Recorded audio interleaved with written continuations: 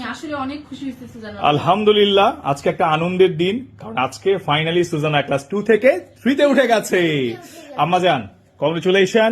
সবচেয়ে বড় কথা হচ্ছে আমার মেয়ে যে পরিশ্রমটা করেছে এবারের এক্সামের সময় সেটা কিন্তু কাজে দিয়েছে, এবং সুজানা ফাইনালি এবার ফাইনাল এক্সামে বেশ ভালো রেজাল্ট করেছে।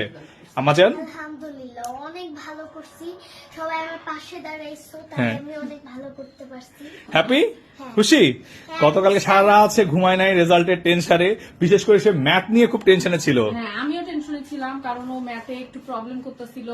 আগের গতবার যেমন সেকেন্ড মান্থলি পরীক্ষায় ম্যাথে একটু মার্কস কম পাইছিল, হ্যাঁ। এই জন্য টেনশনে ছিলাম। যেহেতু সেকেন্ড মান্থলি আর হচ্ছে ফাইনালে দুইটা একসাথে যোগ হয়ে ওদের ফাইনাল রেজাল্ট হবে, হ্যাঁ হয়, হ্যাঁ। সেক্ষেত্রে আমি খুব ভয় পাচ্ছিলাম যে ওখানে তো কিছু মার্কস কম আছে, আবার যদি এখানে মার্কস কম পায় তাহলে তো অনেক প্রবলেম হবে। ফাইনালি কি হলো? ফাইনালি জাস্ট আমার মেয়ে অনেক ভালো করছে, এবং ম্যাথে কিন্তু সে এবার 100% নাম্বার পেয়েছে। 100% মার্ক পাইছে, প্রত্যেকটাতে সে 100% মার্ক পাইছে। মাশাআল্লাহ। মাত্র কিছুতে বানান ভুল করার কারণে কিছু মার্কস কমে গেছে, এটা কোনো ব্যাপার না। বাট আমরা খুব খুশি হয়েছি।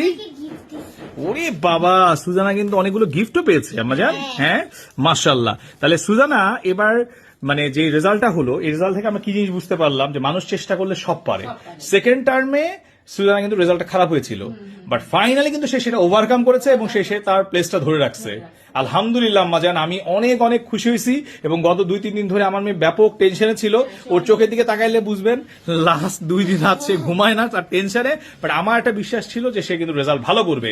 আর আজকে এই উপলক্ষে আমাদের বাসায় কিন্তু ব্যাপক রান্না বান্না হচ্ছে, কারণ সুজানার দাদু হচ্ছে মোটামুটি একটা বড় সড়ো আয়োজন করছে, নাতনি এত ভালো রেজাল্ট করছে।